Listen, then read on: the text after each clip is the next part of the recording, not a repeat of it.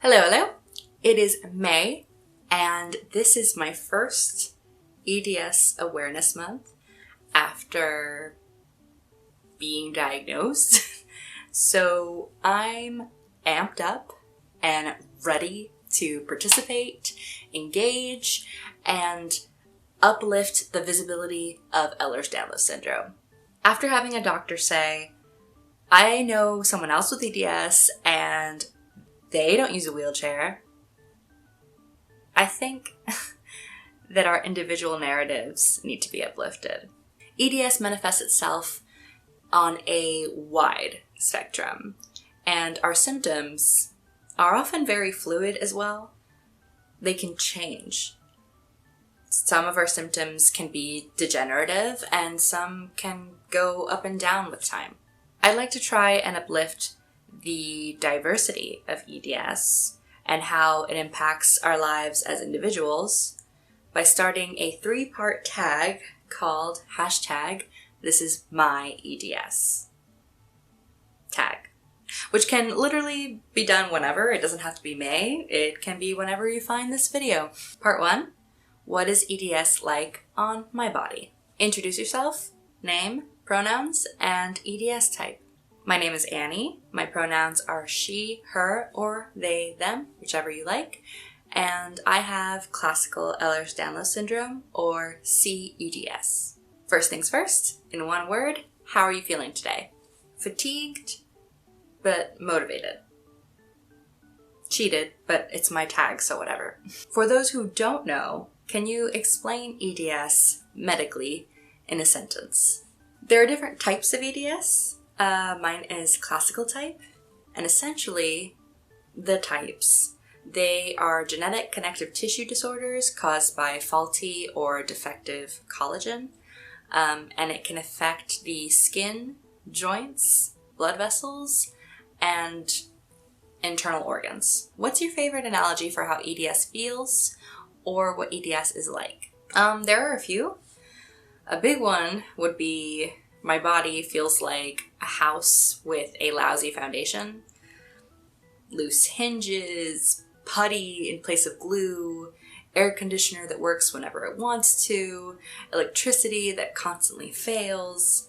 There is some kind of lingering buzzing noise that never goes away and randomly gets louder for however long it wants to, and makes you feel like you want to die. That last one was a metaphor for chronic pain.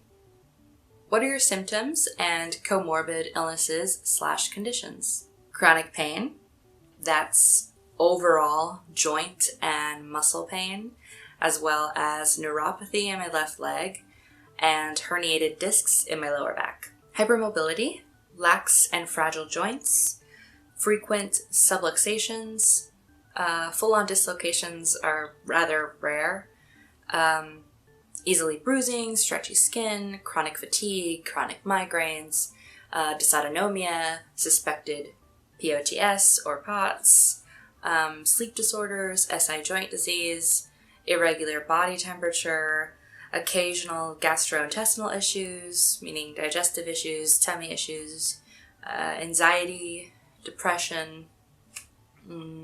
I have somewhat blurry vision and have experienced some hearing loss. I have mild difficulties in both areas. I have some pulmonary and cardiovascular issues, meaning lung and heart issues, including tachycardia, which is why POTS is suspected.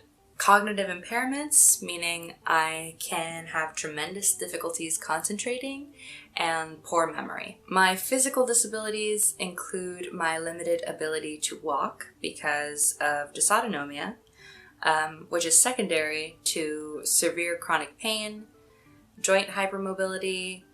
The joints in my legs and my feet don't withstand pressure well, so they kind of collapse, which is very painful.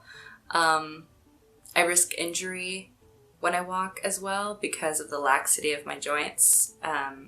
Walking also exhausts the muscles in my legs because they're pretty much doing all the work. I also have limited upper body strength because of the laxity and fragility in my shoulders, elbows, and wrists, which are often in a lot of pain. And the joints in my fingers don't withstand to pressure either, similar to the joints in my feet and legs. How does EDS impact your daily life? In my daily life, the aids I need vary on a day-to-day basis, hour-to-hour basis sometimes. I told my sister-in-law that I compare the lack of predictability of my symptoms to waking up every morning to spin a wheel that decides what ailment I'd be battling that day. Kind of like a game show or a video game. However it feels more relevant to you. Today, Annie is battling severe nausea, difficulty breathing, and inability to stand or sit up because of extreme amounts of back and leg pain. Today, Annie is battling chronic fatigue, excessive daytime sleepiness, and the lack of thirst or hunger. There are days when my joints are in severe need of compression and protection. Depending on which ones, that's when I'll put braces on. These things impact my daily life in ways most wouldn't think about. Like the laxity and pain in my wrists make it very painful to pick up wet clothes from the laundry or pour myself something from a pitcher. Some days I have difficulty picking up my phone because of this sharp pain in my wrists. My leg pain and dysautonomia make it hard for me to stand up and reach my arms up for something in my closet or in the kitchen cupboard, get out of the bathtub without fainting. Even setting up my tripod and camera can be pretty difficult. I go to the hospital whenever I can afford to go, and whenever I can manage to make an appointment. They often take months to arrange. I am too sick too often to keep a typical job anymore, so currently I make an income through creating content online, YouTube, and amazing angel contributors on Patreon and PayPal. As well as recently I've been trying my hand at selling T-shirts online. And I made an EDS shirt for EDS Awareness Month, and I'll put the link in the description. Please check it out.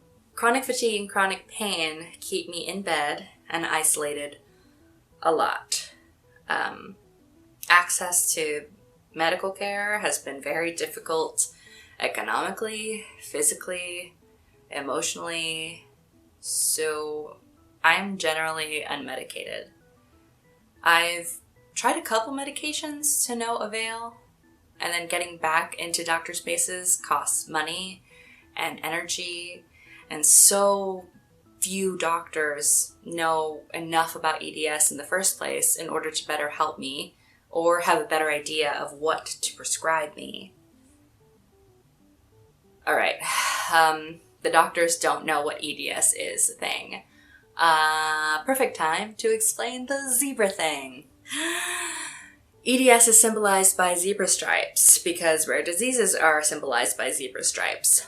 Why? Well, doctors are often trained to think if you hear hoofbeats, think horses, not zebras. As in, not to suspect the rare possibility. But sometimes it is the rare possibility. So, sometimes it is, in fact, a zebra. Though now it is thought that EDS is not actually that rare, just rarely diagnosed. The lack of awareness of EDS typically makes for a very grueling diagnosis journey and often goes completely undiagnosed. Because of lack of help from doctors and my economic status, it definitely feels like I'm just figuring out affordable palliative measures as I go along.